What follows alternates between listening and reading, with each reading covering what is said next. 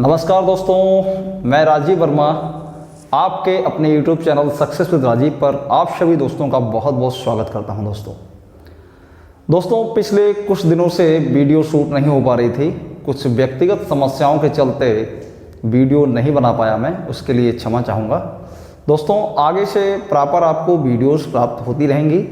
जो भी साथी हमारे इस चैनल से जुड़े हैं और हमारे माध्यम से तैयारी करने का प्रयास कर रहे हैं, उन सभी साथियों को मैं अवगत कराना चाहूँगा कि आप चैनल से जुड़े रहें। मैं आपकी तैयारी को बहुत ही बेहतर स्थिति में पहुँचाऊँगा, ये मेरा वादा है दोस्तों। तो आप सभी लोग चैनल से जुड़े रहें और अपनी तैयारी को यूं ही लगातार आगे बढ़ाते रहें। दोस्तों हमने पिछले कुछ वीडियोज़ में अभी तक गणित में square and square root, number system और विभिन्न चैप्टर्स को हल किया है। दोस्तों आज के इस वीडियो में हम एक नए चैप्टर की शुरुआत करने जा रहे हैं जिसका नाम है परसेंटेज। दोस्तों ये चैप्टर बहुत ही महत्वपूर्ण है और इस चैप्टर की भूमिका अरिथमेटिक मैथमेटिक्स में बहुत ही अधिक है, क्योंकि किसी भी चैप्टर को अगर आप हल करेंगे और अगर आपको परसेंटेज का ज्ञान है तो 20 से 30% प्रश्नों को आप यूं ही बहुत ही आसान तरीके से सॉल्व कर पाएंगे दोस्तों। तो आइए आपका समय ना लेते हुए आज के इस चैप्टर की शुरुआत करते हैं। सबसे पहले दोस्तों हम जान लेते हैं कि परसेंटेज का मीनिंग क्या है। तो देखिए दोस्तों, किसी वस्तु का x प्रतिशत, किसी वस्तु का x प्रतिशत उस वस्तु के 100 बराबर भागों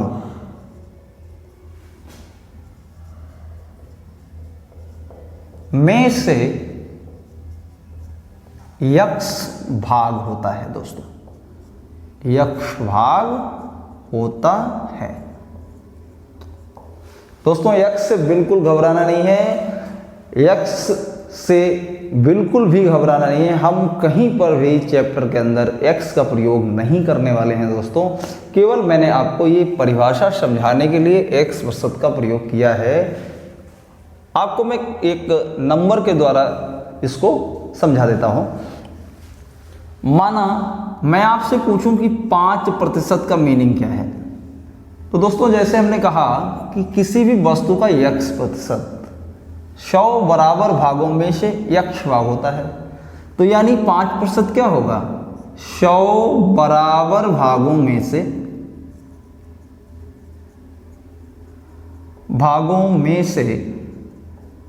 5वां भाग होगा कि नहीं होगा दोस्तों। देखिए 100 बराबर भागों में से 5वां भाग क्या कहलाएगा, 5% कहलाएगा। तो इसको हम इस चिन्ह के माध्यम से रिप्रेजेंट करते हैं दोस्तों कि ये प्रतिशतता का चिन्ह है। दोस्तों एक बात और आप जान लीजिए कि जब भी हम किसी संख्या को परसेंटेज में कन्वर्ट करते हैं, जैसे 5 को यदि हमें प्रतिशतता में कन्वर्ट करना हो तो हम इसमें 100 की गुणा करा देते हैं, तो ये क्या बन जाएगा, 500%। दूसरी बात दोस्तों ये जानना है कि जब भी किसी प्रतिशत में दी गई संख्या को हमें फ्रैक्शन बनाना है, भिन्न बनाना है, तो हम क्या करते हैं, इस चिन्ह को हटाते हैं और उस संख्या में 100 से क्या कर देते हैं, भाग कर देते हैं दोस्तों। तो वह संख्या हमारी फ्रैक्शन बन जाती है। 5 एकम 5, 5 दूनी 10, 1/2। दोस्तों सबसे पहले हम मिक्स फ्रैक्शन पर चर्चा कर लेते हैं, क्योंकि छोटी छोटी बातें हैं जो हमको जाननी चाहिए, क्योंकि आगे इस चैप्टर में जैसे जैसे हम बढ़ेंगे वैसे वैसे हमें इन चीज़ों की बहुत आवश्यकता पड़ने वाली है। सबसे पहले हम बेसिक चीज़ों को सीखेंगे और उसके बाद टाइप वाइज सभी कॉन्सेप्ट्स को पढ़ेंगे और बेसिक से लेकर हायर लेवल तक के हर प्रकार के सवालों को करेंगे दोस्तों, जिससे एग्जाम में आपको बिल्कुल भी दिक्कत ना हो, प्रश्न को टैग करने में और उसे सॉल्व करने में बिल्कुल समस्या ना आए। तो आइए दोस्तों मिक्स फ्रैक्शन पर बात करते हैं। देखिए दोस्तों, मिक्स फ्रैक्शन क्या होता है। जैसे 2/1/3 ये एक मिक्स फ्रैक्शन है। ये मिक्स फ्रैक्शन क्यों है? क्योंकि देखिए दोस्तों, ये जो 2 है वो एक पूर्णांक है तथा जो 1/3 है यह एक परिमेय संख्या है, परिमेय संख्या, और ये एक पूर्णांक है।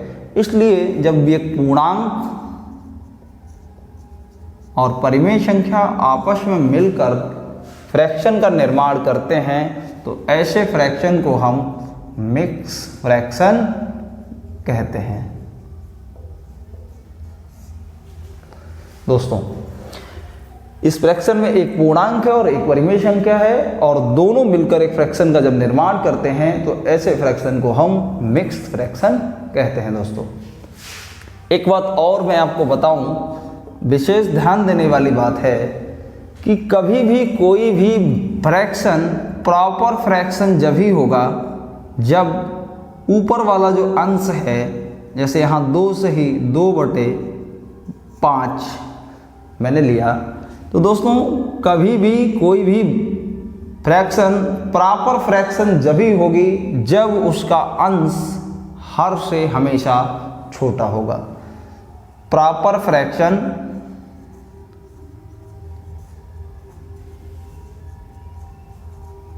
में अंश सदैव हर से छोटा होता है।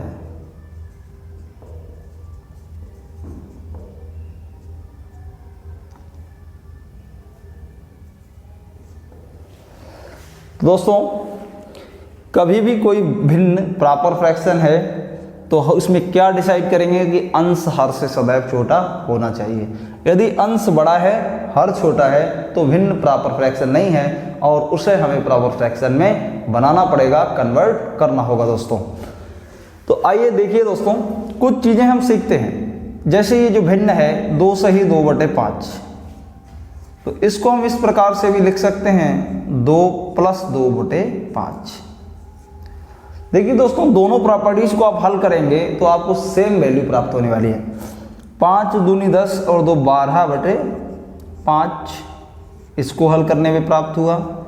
5 दूनी 10 और 2 12/5, 12/5 इस साइड के पोर्शन को भी हल करने पर हमें प्राप्त हुआ। दोस्तों, तो यहाँ से हमने क्या सीखा कि कोई भी भिन्न अगर सही बटे में दी है तो हम उसको इस टाइप से लिख सकते हैं, इसमें लिखने में हमें कोई प्रॉब्लम नहीं है। दोस्तों, आप कह रहे हैं, आप सोच रहे होंगे कि हमने ये क्यों लिखा, तो आगे चलकर जब हम भिन्नों को हल करेंगे तो आपको ये चीज़ें बहुत ही बेहतर से समझ में आएंगी कि इसका हमें क्या क्या फ़ायदा मिलने वाला है। दोस्तों, तो कुछ और बेहतर से प्रश्नों के साथ हम सीखेंगे। दोस्तों देखिए, किसी भी भिन्न को हम सही बटे में कैसे लिखते हैं इसके बारे में आपको सिखाता हूँ मैं।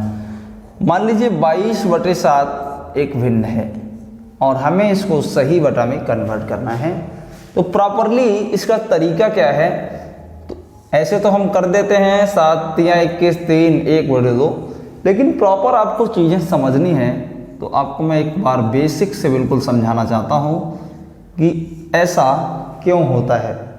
7 से 22 में यहाँ देखिए भाग देना है, हम भाग दे रहे हैं, तो प्रॉपर भाग जाएगा 7 × 21 और आपका रिमाइंडर बच जाएगा 1। ये आ गया आपका रिमाइंडर। दोस्तों, तो यहाँ से हम जब भी सही बटे की भिन्न का निर्माण करेंगे तो सबसे पहले हम क्वोशिएंट को लेते हैं, उसके बाद रिमाइंडर को और उसके बाद भाजक को।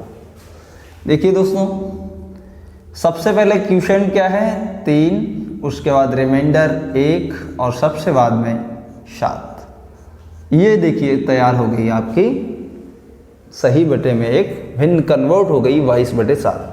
तो इस प्रक्रिया के तहत किसी भी भिन्न को हम सही बटे में कन्वर्ट करते हैं। दोस्तों, यहाँ पर क्या है कि कोई भी रिमाइंडर, देखिए दोस्तों सीखने वाली बात यह है कि कभी भी रिमाइंडर जो है वो भाजक से बड़ा नहीं हो सकता। इसीलिए मैंने आपको कहा था कि जो अंश है वो कभी भी हर से बड़ा नहीं होगा, क्योंकि जो हर होता है वह भाजक है तथा जो ऊपर अंश दिया गया है ये रिमाइंडर है, शेष है, और शेष कभी भाजक से बड़ा नहीं होता है। अगर भाजक से शेष बड़ा है तो भिन्न प्रॉपर भिन्न नहीं कहलाएगी और उसको हम प्रॉपर भिन्न बनाएंगे। दोस्तों कैसे बनाएंगे आइए सीखते हैं। कहीं पर लिखा है 4 सही 17/5। तो दोस्तों आप लोग देखकर बताइए क्या ये भिन्न एक प्रॉपर भिन्न है? तो यदि आपको प्रॉपर्टीज का ज्ञान है तो आप देखते ही बता पाएंगे कि यह भिन्न जो है वह प्रॉपर भिन्न नहीं है। क्यों नहीं है? क्योंकि इसका जो अंश है वो हर से बड़ा है। इस कारण इस भिन्न को हम प्रॉपर भिन्न नहीं कह सकते। तो इसको हम चेंज करेंगे फ्रैक्शन में, प्रॉपर फ्रैक्शन में। कैसे? देखिए दोस्तों 4 प्लस मैंने आपको बताया था इसको इस प्रकार लिख सकते हैं 17/5। तो आप 5 से भाग देंगे 17 में, 5 या 15 यानी 4, 3 सही 2/5 इस प्रकार से लिखेंगे। दोस्तों इसको हम फिर से चेंज कर सकते हैं 4 + 3 और प्लस 2/5। अब 4 और 3 7, देखिए 7 + 2/5। देखिए दोस्तों जैसे इस प्लस को हम हटाकर फिर से प्रॉपरली इसको लिख सकते हैं 7 सही 2/5।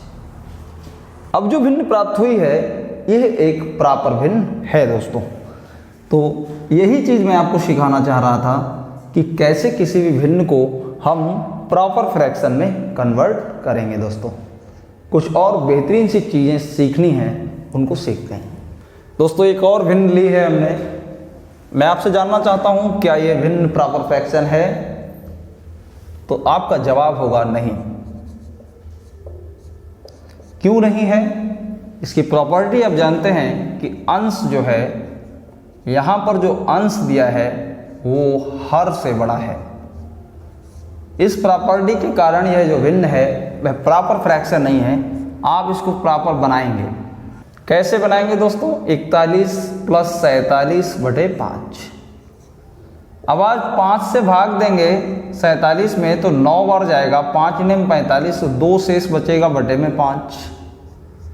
41 और +9, फिर देखिए प्लस का चिन्ह लगाएंगे 2/5 लिख देंगे। 41 और 9 होता है 50, 50 + 2/5 और इस चिन्ह को हटाएंगे तो प्रॉपर फ्रैक्शन प्राप्त होगा 50 सही 2/5। इस प्रकार से किसी भी भिन्न को आप चेंज कर सकते हैं एक प्रॉपर फ्रैक्शन में। कुछ चीज़ें और आपको सिखाना चाहता हूं दोस्तों। जैसे देख लीजिए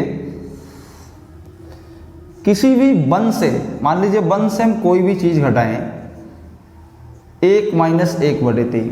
तो दोस्तों प्रॉपर तरीका आप लोग क्या अपनाते हैं कि हम लोग एलसीएम लेते हैं। एलसीएम 3 है, यहाँ इसके नीचे कुछ नहीं है तो 1 × 3 = 3 और 3 एकम 3 लिखते हैं। -3 है, 3 से 3 घटेगा, ऊपर 1 आएगा और आ जाएगा 2/3।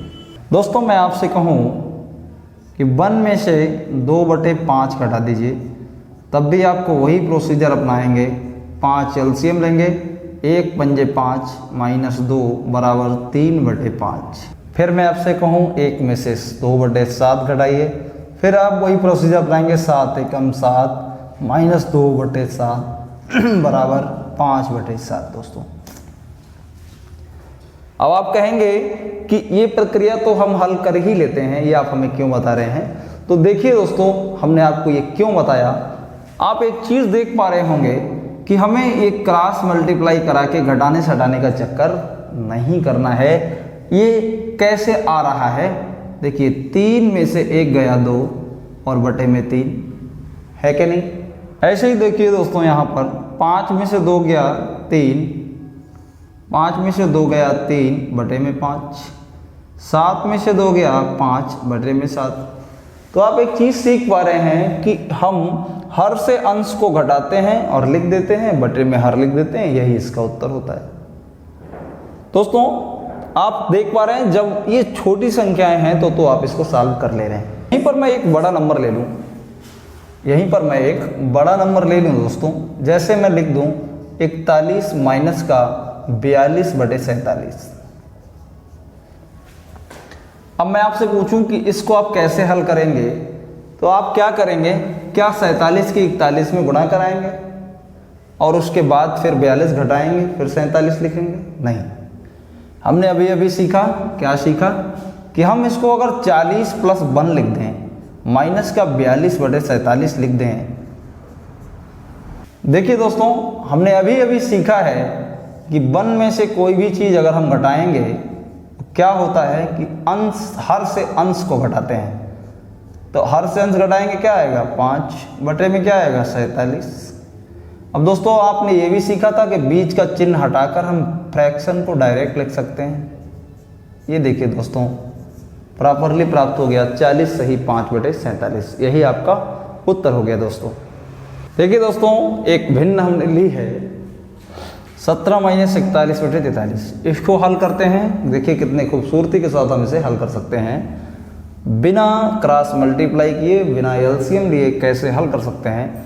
इसको मैं 16 + 1 लिख सकता हूँ। आप कहेंगे कोई ऐतराज़ नहीं कि 17 16 + 1 होता है। -41/43 ये भी लिख सकता हूँ। तो आपको अभी अभी हमने सिखाया था दोस्तों कि 1 से यदि कोई भी चीज़ घटाएंगे तो क्या करते हैं, हर से अंश को घटाते हैं और बटे में हर लिख देते हैं, यही इसका सल्यूशन होता है दोस्तों। तो 16 + 43 में से 41 गया, कितना बचा, 2 बटे में 43। और आपने सीखा है कि बीच में जो प्लस चिन्ह है इसको हटाया जा सकता है और आपका आंसर आपके कदमों में होगा 2 सेकंड के अंदर दोस्तों। तो आप कितनी भी बड़ी भिन्न हो, आप इस प्रक्रिया के तहत उसको सॉल्व कर सकते हैं। एक क्वेश्चन और लेता हूं मैं दोस्तों, बहुत ही अच्छा सा, 17 - 5 सही 6/23। अगर इस प्रकार से सवाल आता है तो हमें कैसे करना है, देखिए दोस्तों 17 माइनस का चिन्ह है तो ब्रैकेट लगाना आवश्यक होगा, क्योंकि हमें दोनों जगह पर मल्टीप्लाई कराना होगा यहाँ पर चिन्ह को। तो 5 + 6/23 इसको लिख सकता हूँ मैं, ये हमने सीखा है अभी अभी। माइनस के चिन्ह की गुणा करा देंगे अंदर, तो माइनस का 6/23 इस प्रकार से प्राप्त होगा। 17 में से 5 गया, बचा 12 माइनस का 6/23 दोस्तों। आशा करता हूँ आप मेरी बात समझ रहे होंगे स्टेप बाय स्टेप। माइनस के चिन्ह की हमने 5 में गुणा की, -5 आया, प्लस चिन्ह था प्लस माइनस माइनस हो गया और 6/23 जिम कहती हो गया। 17 प्लस का है, 5 माइनस का है, घट गया, आ गया 12 - 6/23। अब देखिए दोस्तों इसको मैं 12 को 11 + 1 लिख सकता हूँ और -6/23। आप कहेंगे हाँ, तो बताइए 11 प्लस इतने हिस्से को अगर मैं हल करूं तो 1 में से कोई चीज़ घटाते हैं तो आपने सीखा है कि हम हर से अंश घटाते हैं। 23 से 6 गया, आया 17 और बटे में क्या लिख देते हैं, हर लिख देते हैं। बीच में से प्लस के चिन्ह को हटाते हैं दोस्तों और हमारा आंसर हमें प्राप्त हो जाता है। तो इस प्रक्रिया के तहत आप इस टाइप के फ्रैक्शंस को बहुत ही आसानी से सॉल्व कर पाएंगे दोस्तों। अब आप सोच रहे होंगे कि परसेंटेज की चैप्टर में हम ये सब चीज़ क्यों सीख रहे हैं।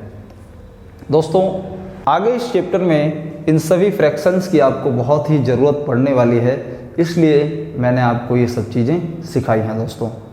कुछ चीज़ें ऐसी हैं जिनको आपको याद करना होगा या सीखना आवश्यक है, जिससे कि हम सवालों में बहुत ही तेज़ी से आंसर कर पाएँ। तो मैं आपको कुछ चीज़ें लिखवा रहा हूँ, इनको आपको प्रैक्टिस करना है, बार बार याद करना है, जिससे ये चीज़ें आपके माइंड में रहें, आप सवाल को बहुत तेज़ी से सॉल्व कर पाएँ। तो जैसे मैं आपसे कहूँ 1/2 तो आप कहेंगे 50%। दोस्तों यदि आप इतनी तेज़ी से परसेंटेज को फ्रैक्शंस में ब्रेक करने में सक्षम होंगे तो कोई भी क्वेश्चन का आंसर आप बहुत ही तेज़ी से कर पाएंगे बेझिझक। अब मैं आपसे कहूँ 1/3 तो आपका जवाब होगा 33 सही 1/3%। अब मैं आपसे कहूँ 1/4 तो आप कहेंगे 25%। मैं आपसे कहूँ 1/5 आप कहेंगे 20%। 5 आप कहेंगे 20%। अब मैं आपसे कहूँ दोस्तों 1/6 तो आप कहेंगे 16 सही 2/3%। 1/8 तो आप कहेंगे 12 सही 1/2%।